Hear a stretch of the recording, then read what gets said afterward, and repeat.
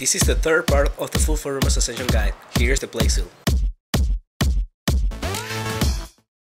This is what people are talking about when they say Plague Seal. Technically it could be Plague Wrath or Verminor, but since this is one of the best spawns in the game and it has a lot of Plaguesmith, it is more known as the Plague Seal. I won't focus this video on the spawn itself because this is a guide on how to do the boss, but I will add a hunting video eventually, so stay subscribed for that in the future. But if this is the first time seeing a video from this series and want to see more, there is a link in the description for the full playlist. This seal is located straight up north from the stairs, following this path. Before going in, there is something that you should know. Because of the popularity of this spawn, if the server is at war, it tends to be trapped by either of the guilds. And what I mean by that is that this spawn can be trapped with monsters, and if done correctly, they won't move away and remain bugged at the teleport. And since you don't spawn next to the teleport, it's nearly impossible to survive. This is what Plague Seal being trapped means. So this might be the hardest problem when trying to do this quest. If your server is more chill or doesn't have this kind of situations, then it should be fine. Once inside, you could follow either of these routes. Even though the one to the north is longer, I recommend to use it, as there will be less Hellflyers per pull, but more monsters in general. Regardless of that, if you're going slowly, then both should be fine. For the supplies, you should bring around 250 avalanches for clearing the way to the seal, another 300 thunderstorms for the actual seal, and lastly around 300 GFB for the final fight. No SDs are required. Energy bombs as usual, and if you have 2 or more druids, you can bring 53 walls that will be used on the final fight as well. The knights should use an energy weapon if they have one. Once you are at the teleport, it will lead you to this spot, but don't worry, this is not a real boss. Have your team set up and go in. This mini boss looks like a mutated rat and it hardly does any damage, so just use beams and kill it. Here's a funny fact, if you're doing this boss with more than one party, everyone can go inside the teleport and don't move and will still be teleported to this mini boss.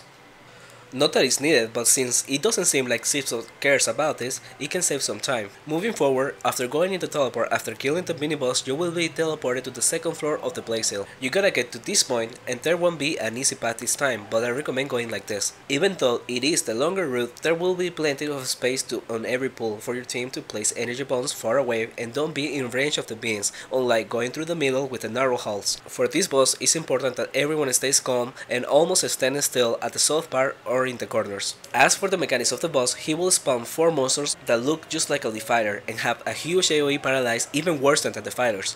But these monsters can be stacked, so if you don't kill them, they will keep on spawning. Which is why the entire fight consists on mostly using GFBs to hit the boss and the summons. If your sorcerer can beam sometimes, it will help greatly. However, this should not be the focus of the sorcerer or anyone for that matter, because the moment you start moving around the room, you will be almost permanently paralyzed, and can also grab the aggro from the summons, and lastly will be hit by the boss beams. So all of this together is what gets people killed on this boss. This is why it's easier to use a standstill and GFB.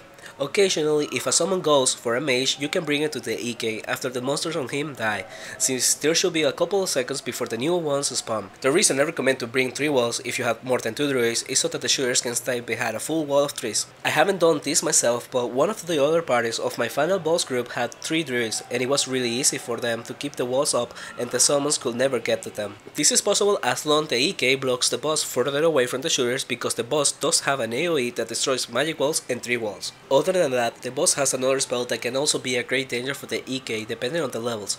Every now and then the boss will transform its target into a Bog Rider. When he does this, 1 or 2 seconds after the transformation ends, the target will get hit by an explosion of over 2k damage. This happens quite often, so everyone needs to be ready to heal the EK, including himself, when this happens. Just be aware that it's not instant damage after the transformation ends, it has at least 1 second delay. With that aside, that's what the entire boss is like. Focus on killing the summons at all times with GFBs and the boss will eventually die. Paladins should use the diamond arrows if possible to help with the summons even more. This boss can be done every 48 hours, and the only drop that is valuable will be the Plague Bite, a decoration item with no real use, so its value can be very high or just average depending on your server. It also drops the Maimer, but I wouldn't call that a valuable item. Just so you know, after killing the mini-boss, you will get permanent access to the second floor. To get there, you don't need to go through the mini-boss again, and instead can use this teleport located on the northwest of the first floor. As a part of the quest, remember to use your teleportation rune on the yellow thing in the middle of the room after the boss. Thank you for watching, and don't forget that the entire playlist will be linked in the description. See you soon.